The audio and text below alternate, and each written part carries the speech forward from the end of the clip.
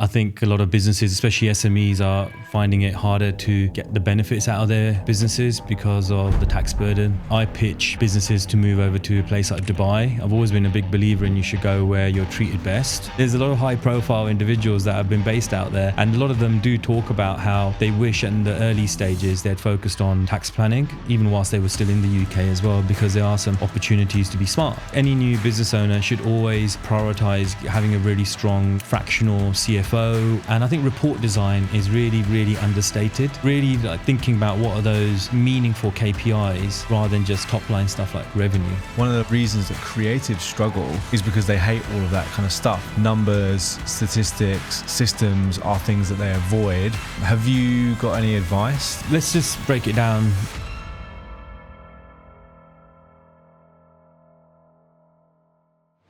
You are probably paying too much tax. And in today's episode, my guest Pali from Strive is going to show you a few ways that you might be able to reduce that.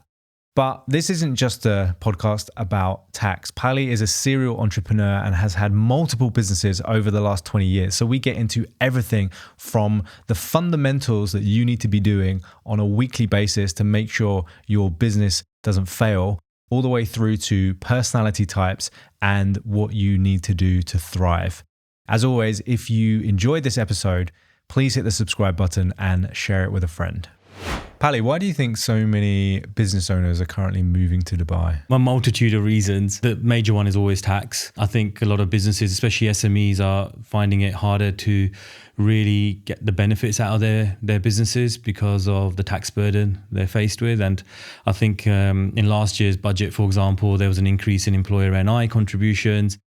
Then this year there was an increase announced on dividends in terms of there's going to be a 2% increase on dividend tax. And I think business owners are just feeling that they're being chipped away at on a regular basis. And they also, I think, just don't feel they're getting their voices heard in the places it needs to be, like the government, etc., and the media. So yeah, I think that is the number one reason for sure. Other than that, I think there's also people can see there's a growing economy in the Middle East. You've got stagnant growth in most places in Europe. Now we talk about, for example, the UK having stagnant growth, but yet they say that it's the fastest growing economy in the G7. So then where does that put the rest of the G7? But, we've had, for example, 5% economic growth year on year in Dubai for quite a while, and it's still forecasted to stay at that sort of rate. So when you compound that over, say, 5 years, you're talking about, a wave of opportunity potentially there for businesses to tap into. So alongside restructuring from a tax optimization perspective, there's also this opportunity that's available to them to grow and expand in a new market and in a new region as well. And as an entrepreneur who's had over 10 businesses that you've either founded or been kind of an investor for, what do you think of the UK economy at the moment? You know yourself that I pitch businesses to move over to a place like Dubai. I've always been a big believer in you should go where you're treated best as well. And I love places like the UK. I love Europe, but I just feel that for businesses, it's not the best environment to really scale and grow. In certain specialty sectors, possibly it's still there, but overall, I just don't feel that the UK, the current government and the previous governments as well, have really understood how to create productivity and growth. And if you don't have growth and productivity, then eventually you're going to have to borrow more money or increase taxes. And that pinch is now being felt by a lot of people, and especially businesses. So I think the outlook for businesses in the UK is a little bit gloomy from my perspective. And that's the feedback we're getting from lots of people that are inquiring about us and wanting to explore the opportunities in the Middle East and in the UAE in particular. That's what they share with us as their feedback. What do you think stops somebody from setting up a business in somewhere like Dubai or anywhere else if they've been doing business in the UK for a while? First of all, we've always seen those individuals that have visited Dubai are far more open-minded. So a lot of people just haven't maybe been to places like Dubai or Abu Dhabi or anywhere in the Middle East. So there's a little bit of trepidation involved in their minds. But generally, I think a lot of people believe that they, can't have a business in Dubai and actually continue to live in the UK. And there are solutions to allow you to do that and get some tax benefits from doing so as well, and still being able to, explore the market in the Middle East as well. And I think there's just a lot of misinformation out there. And I think that when it gets a little convoluted, people get put off from the idea. So really just trying to work with a partner out there who's giving you the right advice is really important. Mm-hmm. The reason people maybe hold back is probably just because of there being a lot of misinformation about Dubai, the costs, about the process of setting up and so forth. And I suppose that's why we're trying to, be that bridge, for people. What would you say are the top kind of 2 or 3 misconceptions that people have about setting up a business in somewhere like Dubai? Even traditional things like, you need a local Emirati national to be a sponsor on your company of some form, but that's not the case really in 95% of businesses anymore. Banking, people still assume banking's really hard in Dubai and difficult to open a business bank account. In the last couple of years, that's become really smooth and far more straightforward through the emergence of digital online banks like Weo, etc. So that's been a game changer. And I think just generally people feel, I don't think people realize how easy it is to transition to Dubai because it's all English. All the documents, all the legal agreements, everything is actually well set up for someone from the UK to quickly digest, understand and execute. But I think people are slightly concerned about, it's a Muslim country. Is it all in Arabic? Am I going to understand what's going on? And I think just that part of it, it's hard for us to even put a client at ease. You only really feel at ease once you go there and visit and check the place out for yourself first. Yeah. I don't want to make the whole podcast about moving to Dubai, but I think it is an interesting topic in itself. But what I would love to just look at as a kind of top line, I suppose, are what are the benefits for me? If I am, say, for example, like a small creative studio, maybe I've got 3 to 5 members of staff. I'm in the UK. My revenue is maybe in the ballpark 800,000 to $1 million, maybe even a little bit below that. Why would I consider moving my business to somewhere like Dubai? Let's just break it down.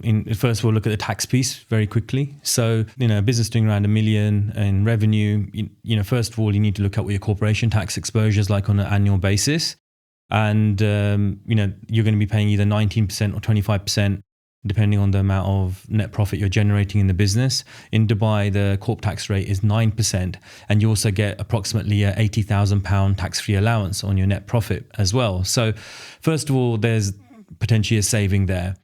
Number 2, if you as the owner are willing to relocate yourself physically, then the tax benefits become even more interesting because there's no income tax or capital gains tax in the UAE. You can even pull out a reasonably high salary from the business in Dubai, not having to pay any income tax on that. And then also your corporation tax exposure will come down in the Dubai company as well, because your wages are seen to be an expense to the business, which will bring your net profit down. You do have to be a bit careful with that because you have to make sure you're not you're not paying yourself over the odds, so it doesn't look realistic for your type of role. But if you sort of look at the sum value of those two savings on the income tax side and on the corp tax side, you're talking about upwards of maybe 50-60% collectively between the two that you're saving and retaining in terms of your earnings, which you can put in reinvesting in your business. So, for example, our business is registered in Dubai. We actually employ people in the UK through the Dubai company. So having that economic freedom is actually supporting almost the UK economy with job creation in our little tiny minuscule way, in the way we're doing it. And I just think entrepreneurs are of the type that if they generate more wealth in their business, they tend to invest in growth. They don't tend to just, hoard all their money and hoard all their cash. That's something that is a big benefit to someone looking to restructure, maybe move out to a place like Dubai. And also the other benefits are the local ecosystem. You've got incubators, you've got great startup hubs popping up in Dubai. You've got a creative industry which is trying to grow over there as well. You've got a lot of opportunities to pitch for high quality work. And so I think even there's opportunities to, scale up your top line, your revenue by, not just focusing on maybe the UK market, but being able to diversify your revenue with another economy, another part of the world, which I think is just gives a business a lot more valuation, higher valuation in general and more value. And it helps de-risk yourself from just being reliant on one particular economy and one particular country as well. So Look, the setup costs aren't cheap. It's not cheap. Is in the UK or in America, you can set up a company for £50 or $50 online.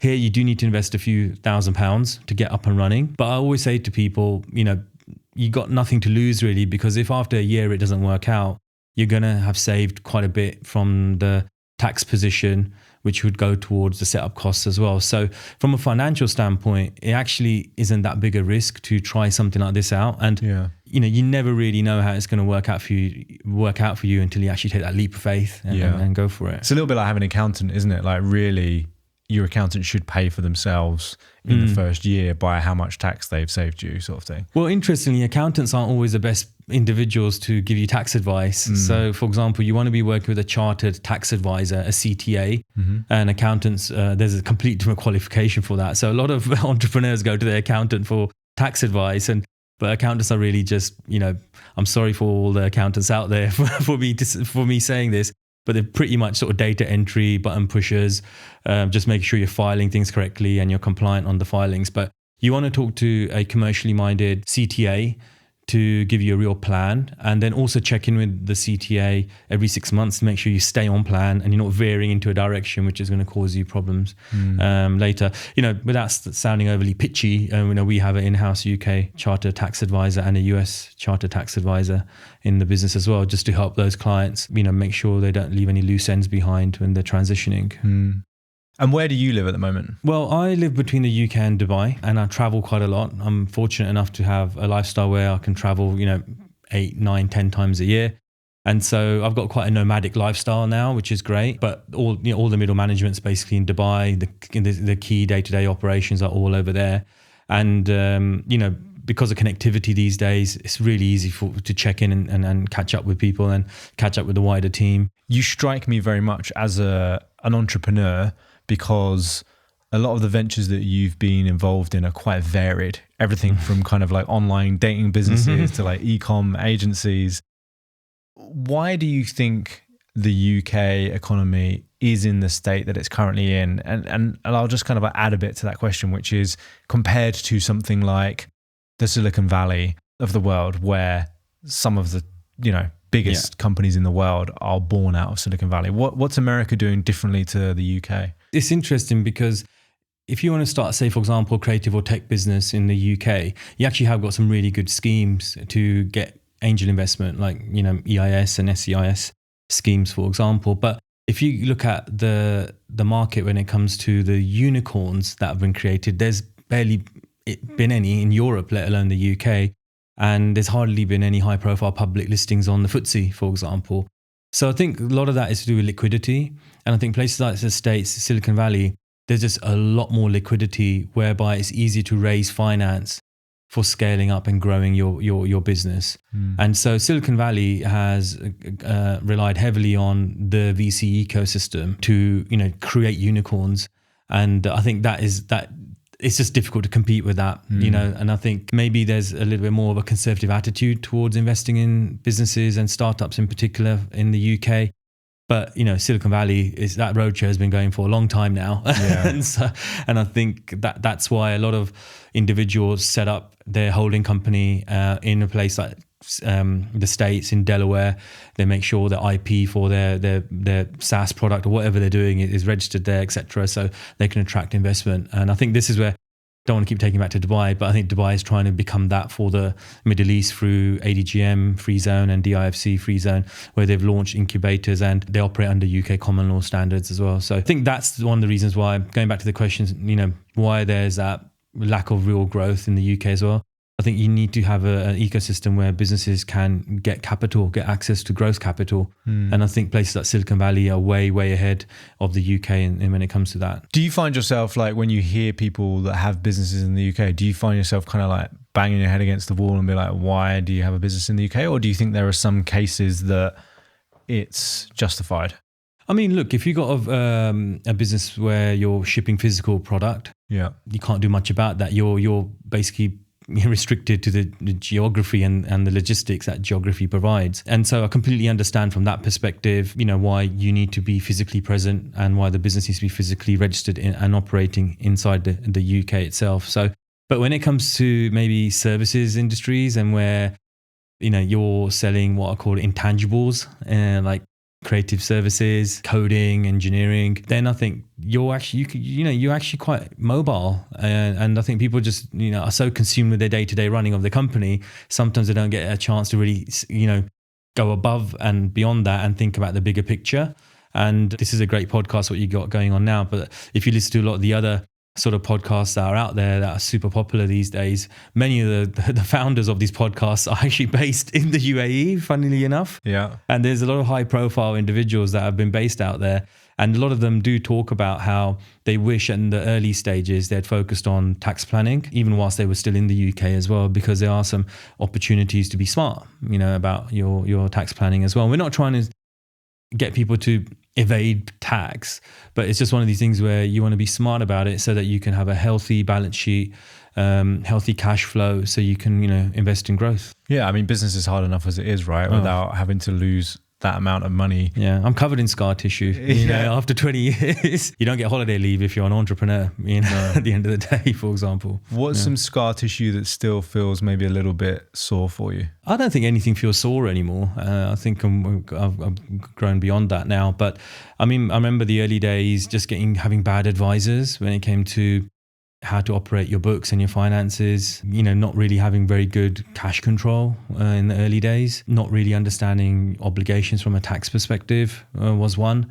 But I'm talking like when I was in, mid 20s sort of stuff. And I never came from like a business oriented family. I left school at 16. I didn't even go to university. So I was very much about, really starting from ground zero. And so I think any new business owner should always prioritize having a really strong sort of fractional CFO or an accountant which is involved more on the day-to-day side rather than just gathering all the transactions and submitting accounts at the end of the year. Have a look at if you're on the right VAT scheme. Maybe flat rate is an opportunity for you to for you to save some money. Maybe you could run some R&D through your business to get some tax credits. So there's a multitude of things like that are available, but I always find if you leave it too late, it's hard to do in hindsight. Yes, because if you go and register for straight, regular VAT, you can't actually go back on a flat rate scheme very easily and stuff. So, I think just there's lots of great service providers out there where you can get someone in for maybe 8 hours a month just to give you a little bit of steer,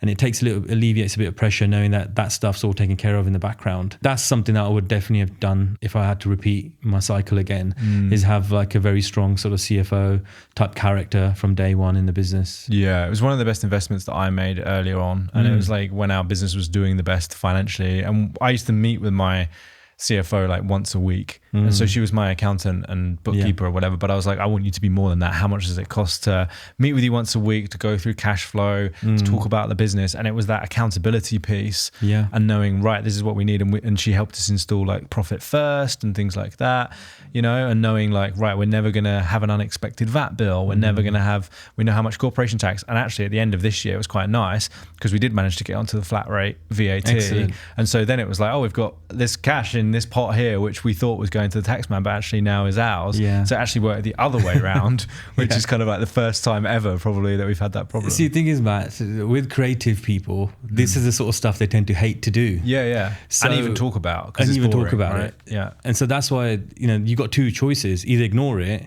or you're going to do it badly, essentially. So just invest in someone like that. Also, some agencies that tend to scale up and do really well might have hopes of exiting or selling the business in the future. And having very clean sort of books helps with your valuation, because someone looking from the outside in goes, oh, wow, these guys have been running this business really clean. I know exactly what I'm looking at.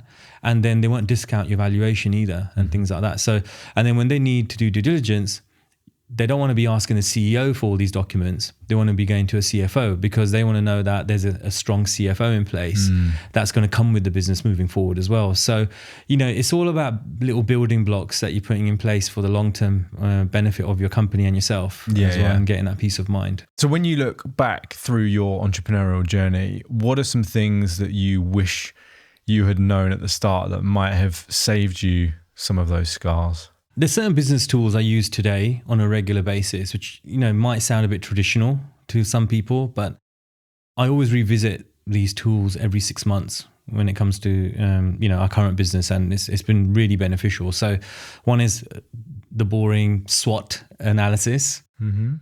Regularly checking out your strengths, weaknesses, opportunities, and threats on a cycle of every 6 months is really, really important to be honest with yourself about how things are maybe moving.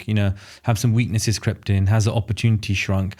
Is there some competitive threat on the horizon, or external factors on the horizon? I think sometimes entrepreneurs just bury their heads in the sand and don't want to be so honest.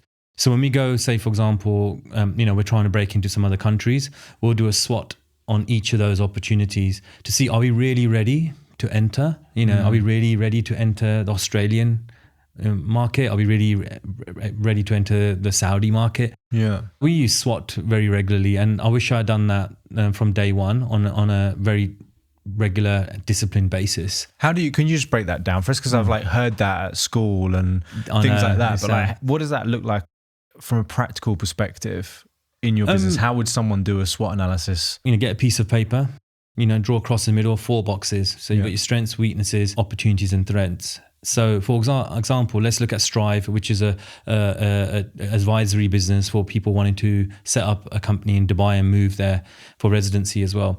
So what is our strength? Our strength is that we've done this all ourselves. We're all ex-entrepreneurs. We understand the pain of running a business and the upside as well. And we're focusing on the UK market, for example, and helping UK entrepreneurs. So what strength do we have there? Obviously, we have aforementioned scar tissue.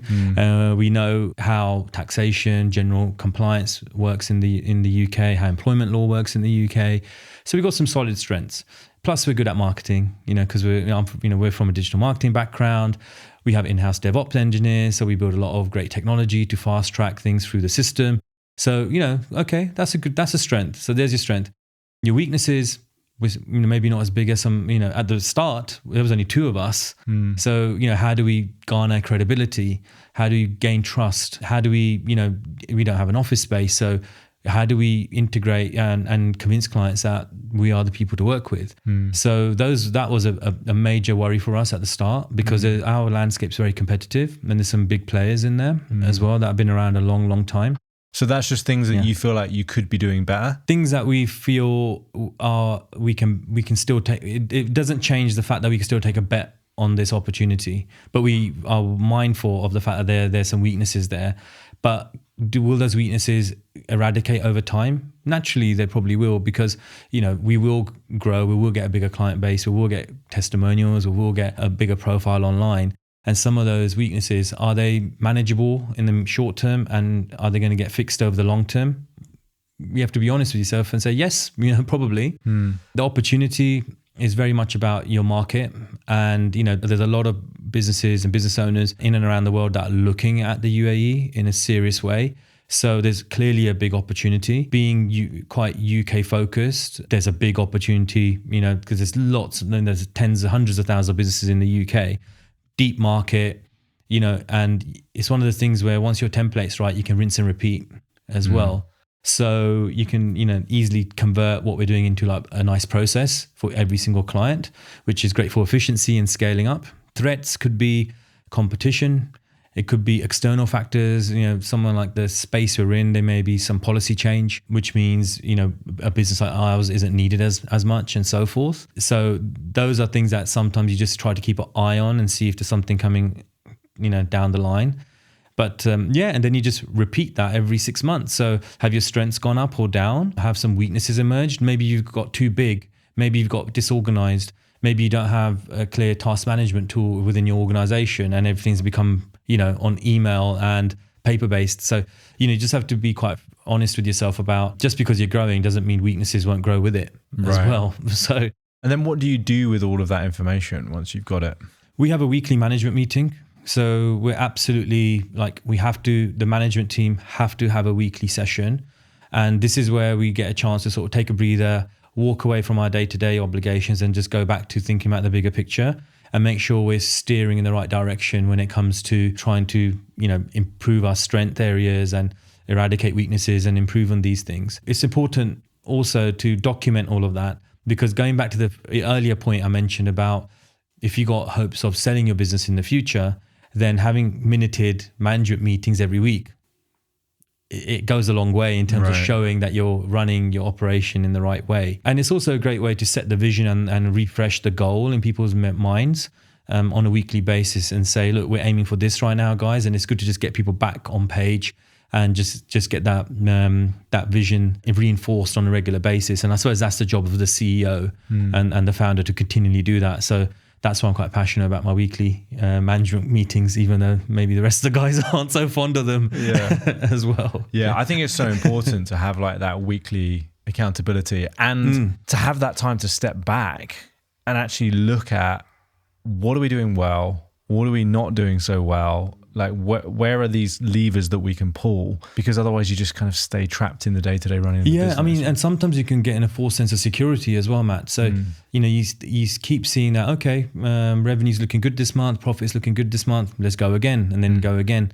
But it's almost like not realizing that maybe there's a big scary monster that's being created in the background, and maybe you could be more efficient. So a little example, recently, I started noticing that our revenue was not really growing the way I wanted it to. And I started looking at, I wonder why that is. Look at the marketing funnel. Yeah, getting the same volume of inquiries, high percentage qualified. Okay, next, let's investigate the sales funnel. Let's look at the resources. How are leads being qualified? How are individuals being set up for the call with one of the consultants? Cool, okay.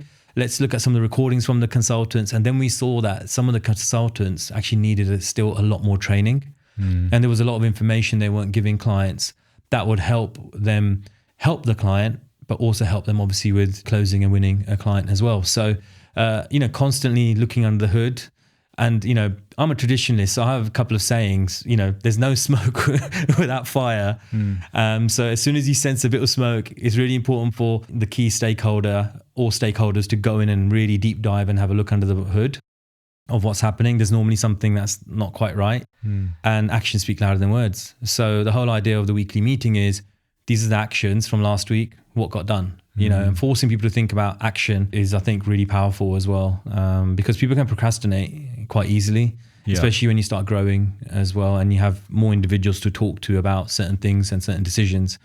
Things can slow down in terms of action can slow down. So that's why we don't do a monthly meeting. That's why we stick to a weekly, just to keep that energy up in terms of getting those actions out. Yeah. Okay, so you've got your SWOT analysis, and then you've got your weekly meetings that happen. Where are you always talking about SWOT, or do you have a different format for those weekly? We don't always talk about SWOT. No, we have the weekly is a little bit more. It's probably just more like a long agenda. It's not quite a board pack. There's no sort of deep dive financial sort of conversations happening there. But in terms of finance meetings, again, that's the other one that happens twice a month with us as well. So I have a set of management accounts. We need to know the balance sheet, the P&L, the cash flow forecast, and any specific forecasts that are relevant to our type of business.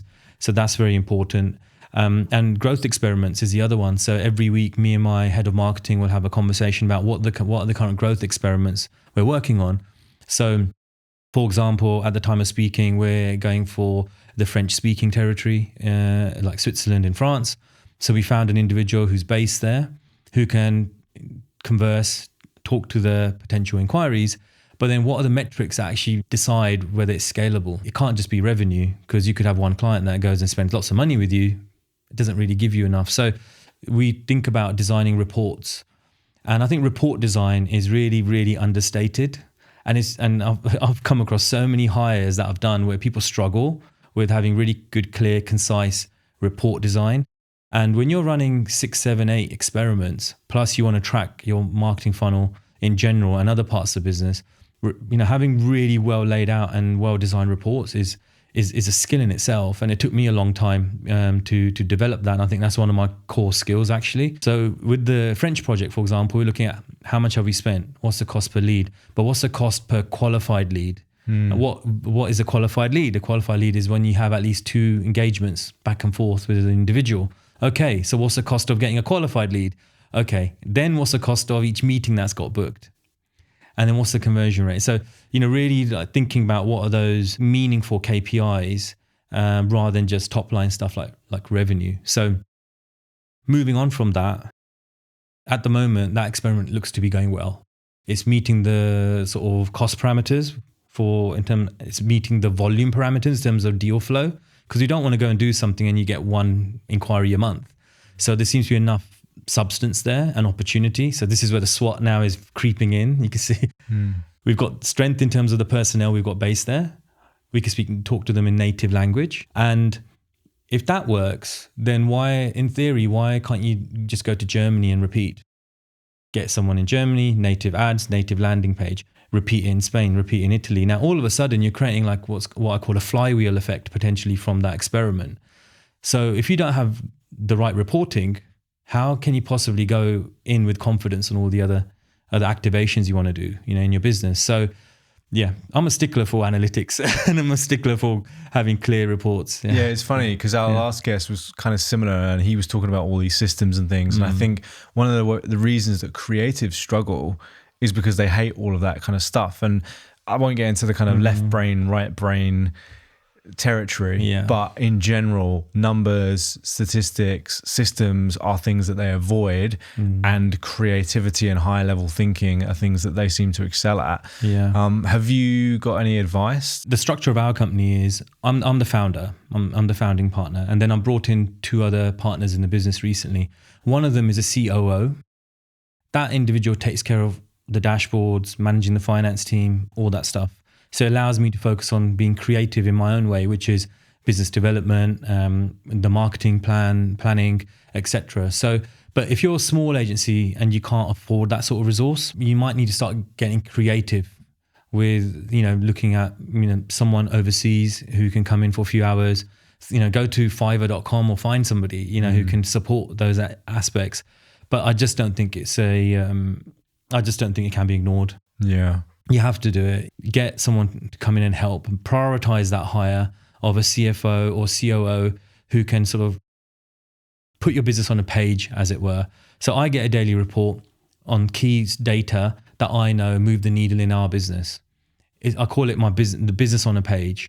It takes me, a minute, 60 seconds to quickly look over it, and I know where I'm at that month, and I'll go from there. So again, effective report design, knowing what are the needle movers, trying to make that concise and simple so it doesn't become burdensome as well, and then having the discipline to keep it up and running on a regular basis. Now, if you can't do it, get someone to do it for you. That's what you need. But, all of a sudden, when you start seeing this data, you actually start feeling quite good about things as well. So it can have a real psychological boost, when you know where you're at with things in your numbers. Well, it's so interesting because like I try and get our clients to do this as much as possible, and we're getting to the point where we're basically building these dashboards for them. So they've kind of got no choice, and we're going to try and integrate things they already use. So it's going to display basically that business dashboard. But like up until this point, when I've tried to get people to do it before, I've had a lot of these kind of like quite emotional conversations where people are really stressed and they're like, oh, I just don't know. It feels like there's no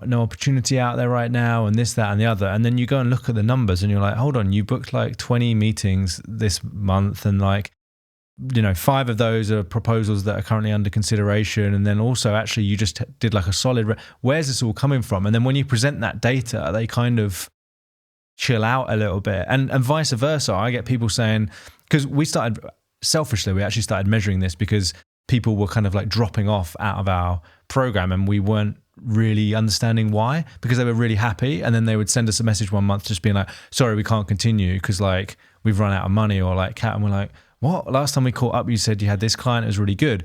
So then we realized that we don't actually have visibility on the numbers. And so then we started getting visibility on the numbers, and it works both ways. We've got clients freaking out saying, oh, I'm not sure if this is the right thing. We're like, hold on, let's look at the numbers. The revenues increased, the profits increased, and they're like, oh yeah, actually that's a good point. And then on the other hand, we've got clients being like, oh yeah, things are great. And I'm like, well, the numbers don't say things are great. So I think it's really important for creatives, because otherwise they get too emotionally involved in the business and they're trying to make decisions based on emotion rather than on facts. Yeah, that's great what you're doing, Matt, for these agencies, because I think creative agencies need solutions like this, maybe more so than other sectors. In fact, having really good, clean, simple, concise dashboards are really useful. It sounds very similar to what we do. We like our clients to give us the numbers. So what was your revenue last year? What was your profit like last year? So we can give you a real comparison of what you can save if you move to the UAE, by taking on board all the costs of setting up plus the tax savings, what it can look like. And then the clients go, oh, wow, okay, I thought I was maybe not ready to make this leap yet. Yeah. And I'm going, or no, they're no, just focusing on the cost and they don't have any other reference. Yeah, precisely. So we do try our best to try to get clients to open up about their numbers with us as well, so we can give them a clear idea whether it's worthwhile for them to do a structure through us in the UAE or not. You have to start prioritizing managing your numbers, because 20 meetings, 5 proposals under consideration, that's a decent conversion rate in some ways, right? In most industries. So if that's what you're delivering, then it's things are good. Things are good. Just a matter of optimizing. Yeah. And it's just funny, man. Like even with, I was doing a case study the other day and I had this client and they were kind of like basically saying to me, this thing that we've built together, like it's good, but it doesn't feel like it's converting that well. And I said, oh, well, let's run the numbers on it. How many have you done of these? Oh, well, we've done like 20 of these audits or whatever. Okay, how many of those turned into sales calls? Oh, like 10 turned into sales calls. Okay, how many clients have you got from that? Or 5. Okay, that's really good. And if you add all those 5 clients up, how much additional revenue is that? Oh, it's about 100 grand. Okay, cool. So we built this thing and you've put like 20 people through it and you've generated 100 grand off the back of it. Yeah. Those numbers are pretty good to me. Like, should we just do more of that? And they're like, yeah, I guess. But you're like, you just have to keep like putting it in people's faces. And it's the same for me. Like, I'm not immune to it. Like, I'm the same, and I have to go back in and see the numbers and say, oh, actually, if I just got 5 no's in one day for a thing and I'm like, this thing doesn't work and blah. But then when I go back into the CRM, I'm like, well, we're still converting at 35 to 40% on this offer. So actually the numbers are telling me that this is the thing that the market wants, but it just feels like it's not, because I just got 5 people saying no in the same short day. term. Yeah. It's the same with our sales team as well. Sometimes we've got a new experiment running, so we might have a bit of a drop off on lead quality. I know I'm going to get 2-3 messages from people saying, what's happened to the inquiries? They're not as good as they normally are. Something's happened to marketing. What are we planning? And it's just, they're just only able to see in a very short term window. There's a lot of stuff we could all do as individuals that are good for us, and we don't do them. So no matter how hard we try to go to the gym every day, there's always a bit of lull at some point in time. And even though we know it's good for us, right? So I think it's one of those things where, creatives, sometimes you just have to be honest that, look, this isn't me, I need help, and go get help, but don't ignore it. Yeah. I literally just did a bit of a piece to camera this morning because I got up and did a PT session at like 7 a.m. and it was pitch black. Just got back to the UK, so my body clock's kind of still on Dubai time. Yeah. And I just said, like, there's no way I'd be doing this if I didn't have my PT booked in. Yeah. And I knew that he was going to be there, and I'd already paid him. And so we're like, well, what's the reason for, like, oh, you're not feeling great? Let's get to the gym first. If you're still not, we'll go easier on these sets. He's got like all his strategies for when you feel like you're not. I'm not feeling it today. Oh, that's okay. Like, you can show up anyway. Put your stuff on. Come to the gym, and we can go a bit easier on this, that, and the other. And it's like a legs day as well, so I was like, I'm not looking forward to this, but then there I am and I've completed it, and I think that's really important. I'm just curious, like, through your journey, Pali, like how many years would you say you've been in the world of entrepreneurship? Probably a good 20 years, I would say. I always sort of knew I wanted to be in control and be an entrepreneur and be the boss. I always knew that. I think from my childhood, I was sort of, I've got a younger sister and I was the oldest son, sort of wanted to take control of the house at quite a young age. And, I've always liked being in charge and taking responsibility. And I think it's just been natural for me to be in that space. So being an entrepreneur and being a leader was always something that I, was really proud of doing. And I felt it gave me a lot of confidence and pride in doing so. So I've been doing it for 20 years. I didn't do any formal education in the space, and I didn't do any formal sort of marketing qualifications, etc. So I started out actually being like a SEO expert, and back then it was a lot easier. And I was one of the first public beta testers of Google AdWords, version 1 or 0.9, depending on how you look at it. It was exciting. I remember we launched a design and build agency at the time. E-commerce was starting to take off. There was payment solutions like SagePay and WorldPay hovering around and coming through, so you could take online payments. And then we went to market and started building e-commerce solutions for people from scratch. This is pre-WooCommerce. This is pre-Shopify. So if you wanted to sell online, it literally was coding from scratch. And so me and my business partner, we teamed up, and his younger brother teamed up to launch an agency. So his younger brother was a designer, So he was a Photoshop sort of guru. And my business partner was a software engineer. So he was the coder. And I was the guy that Muggins who used to go out door knocking, trying to win business for the company and stuff. But it was good because we complemented each other because we didn't really know much about each other's space. So we just let each other get on with things, which I think helped us sort of grow. And then what worked for us really well was, back then people were a little bit nervous sometimes about investing in a lot of their marketing budget into e-com because people just weren't sure whether people were going to buy online.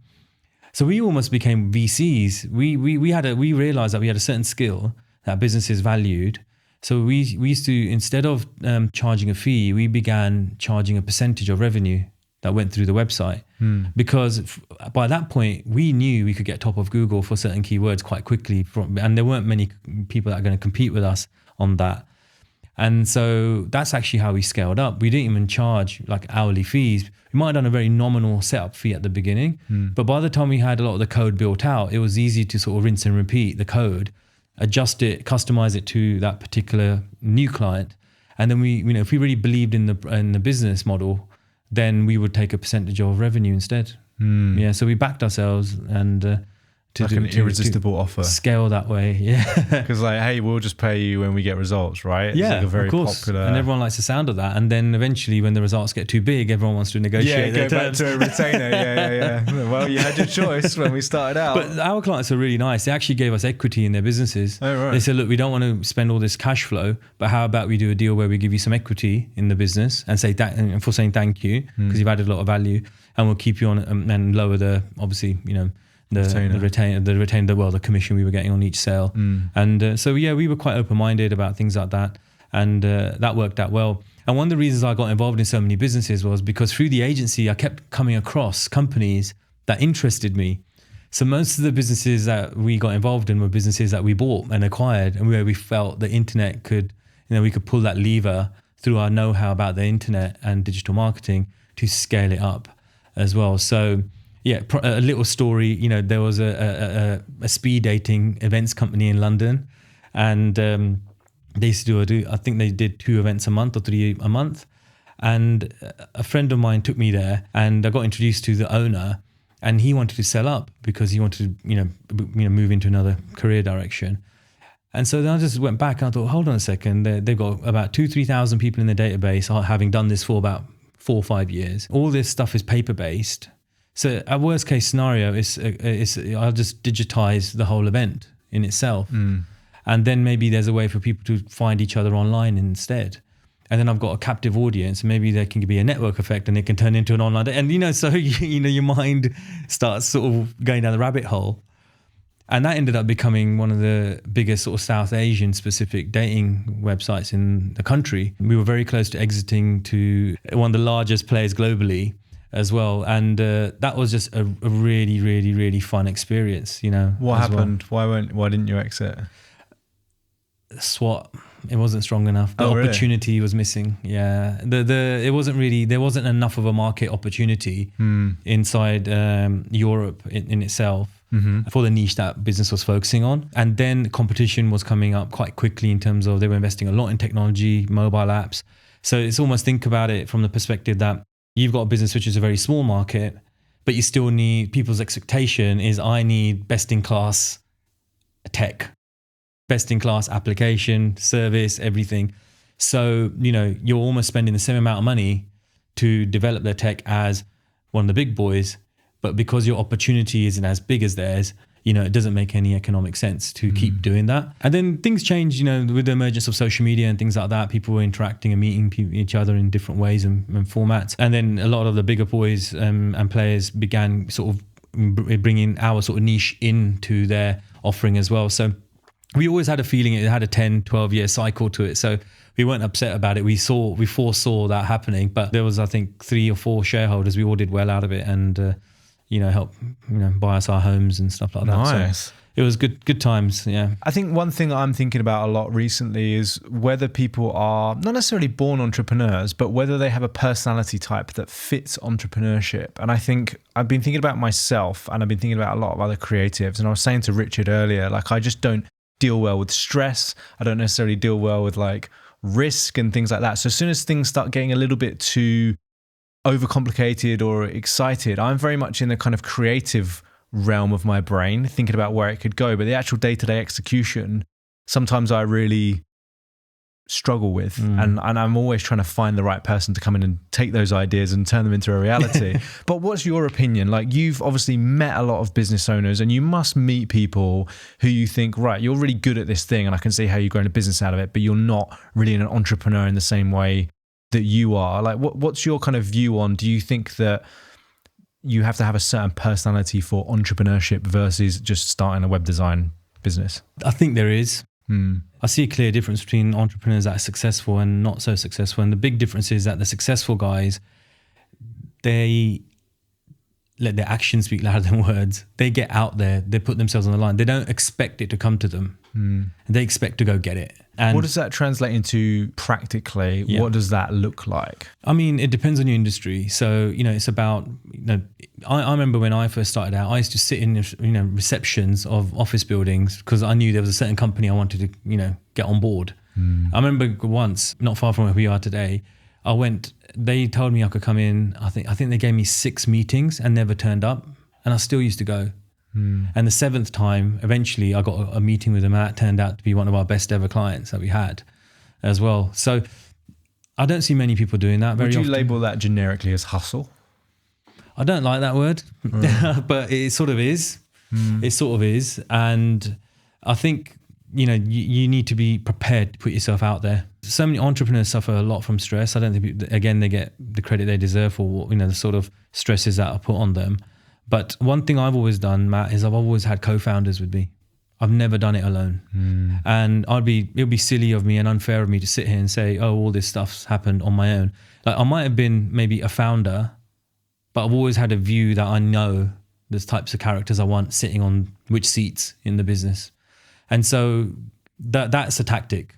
But it's also about the culture you're trying to create. So what sort of person or personalities do you need sitting in your CFO seat, in your tech seat, in your operational seat, and things like that? So I think it can be quite a tough journey on your own. And even when you're successful, I find it nice enjoying it and celebrating with your co-founders and your colleagues. So I've always liked having co-founders, and I always felt that at ease, and my stress level was a lot lower, knowing there's someone to sort of just bounce ideas off, bounce stresses off, share what's going on, how you're feeling.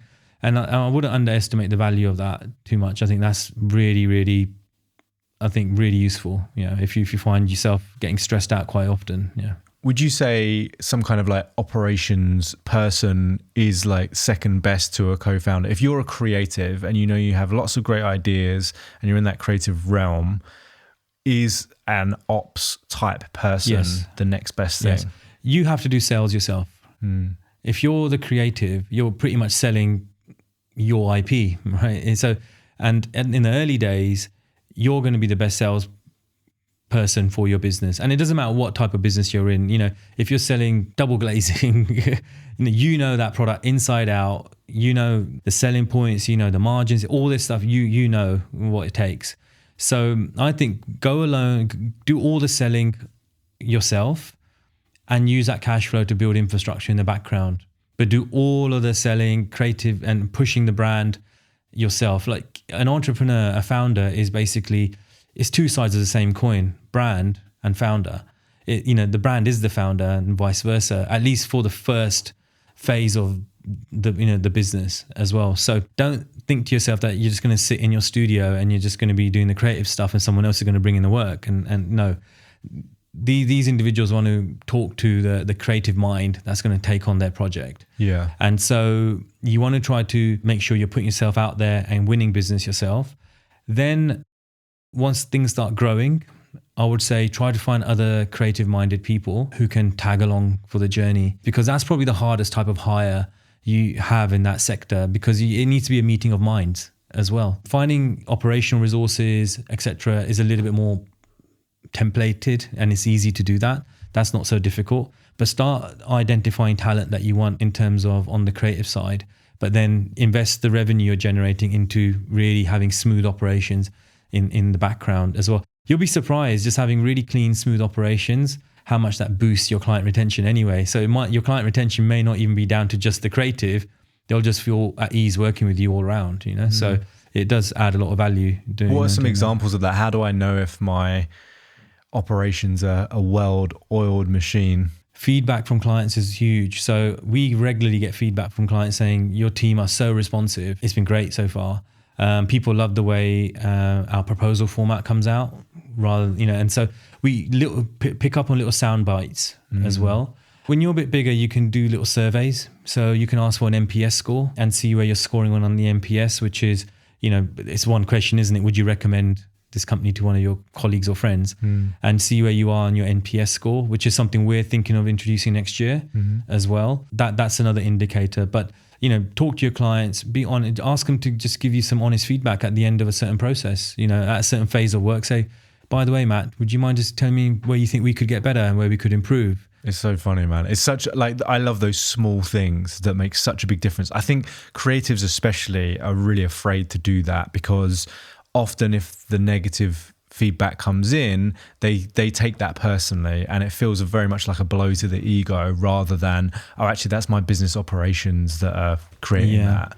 Yeah, no, I think it's really important to, have a thick skin, and, I think it's really important to have that mindfulness when you're listening to feedback. I do meditation, not on a daily basis anymore, but in the early days of Strive, it was very, very helpful in sort of keeping things calm and, really being happy to absorb that feedback and digesting it in a positive way. You gave me some feedback, or us some feedback, I think, earlier in the week. And I actually went and implemented a change off the back of it. Nice. So, because I know the individual that was involved had actually just started that day. It was his first day. So I wanted to go back through about his training, what had happened. So I actually sort of went through things there as well. So, it's all, feedback is so important. We touched on Silicon Valley and the startups. There's an amazing incubator out there called Y Combinator. Yeah. Companies like Stripe, Airbnb, Dropbox, they've all sort of come through that incubator. And their policy is just launch. The reason being is that as soon as you launch, you start getting feedback from the market. Launch and fail fast. Iterate based on feedback and just keep doing that iteration. Yeah. And that's almost a philosophy I have. But and hence, what happened with your feedback, we iterated very quickly and made a change. So you have to get out there. You have to get your product out there. You need to start getting that client feedback in. But if you take it to heart and take it negatively, then how are you going to enhance and optimize? So you have to be able to take critique.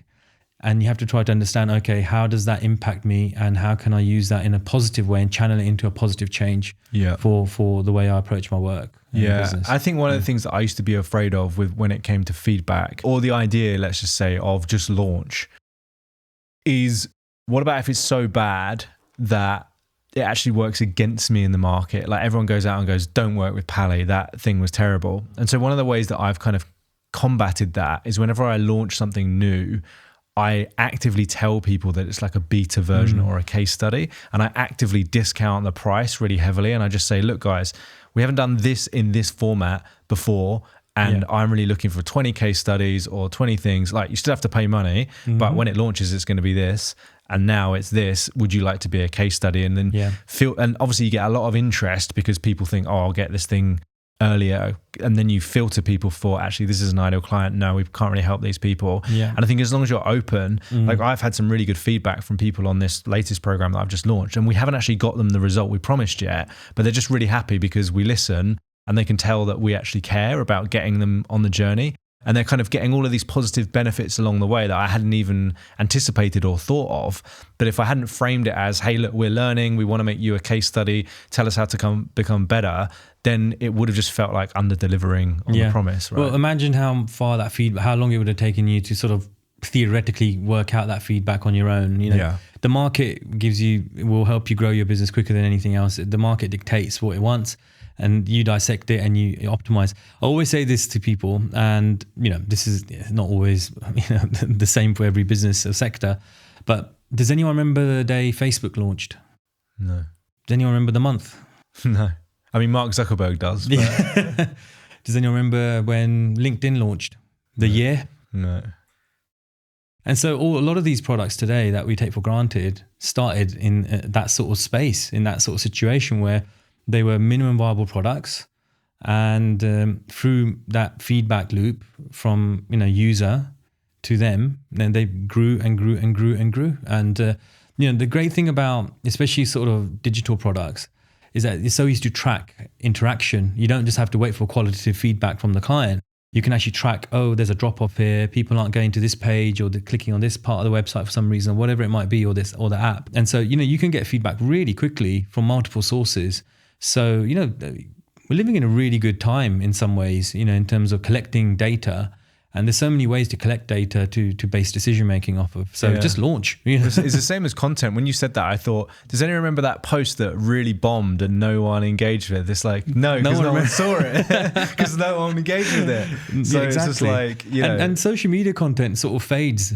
Yeah, exactly. So, no one's looking at something from 5-6 years ago. The only thing I remember is the crying CEO. Do you remember that was around a while ago on LinkedIn? I do. I remember. But I don't know who it was or what his name was, or I just remember it because it went viral. I remember some old classics, Dollar Shave Club, their video, and it came out, it was huge. No, but what I meant was like that was like the negative. The crying CEO was a guy that was like, he'd taken a photo of himself that looked like he was crying. It's because he had to lay off his team or whatever. And it just totally backfired. I must have missed it. And it went viral. I just remembered it. Yeah. That for like a few months. Yeah. But like at the end of the day, it's like, if that guy posted again on LinkedIn, I wouldn't be like, it's the crying CEO guy. I can't remember what he looks like, or I just remember the topic of that post. So I think the point still stands. Framing it as a beta is great, and almost making it like an invite only. You've been specially selected to give us feedback, and giving some opportunities to those participants in a beta test is great. I always think if your plan is to charge something for a product, you should charge for it from day one. You shouldn't give it for free. Yeah.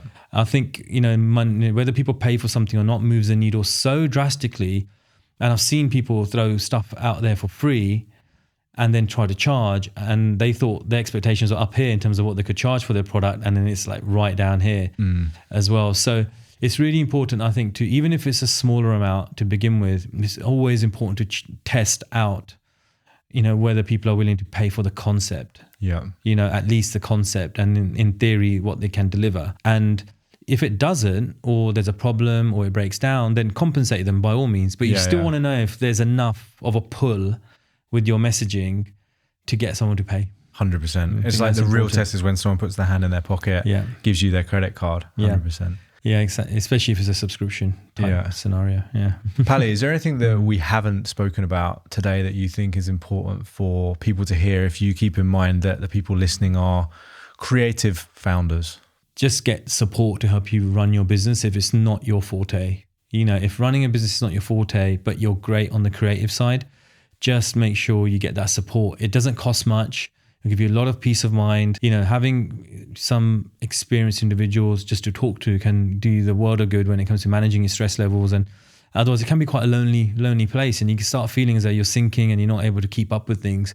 And that's never an enjoyable place to be. Entrepreneurship has a lot of upside, and you want that journey to be memorable and positive. So get that support in early, from a financial standpoint, operational standpoint, depending on where you are in your journey.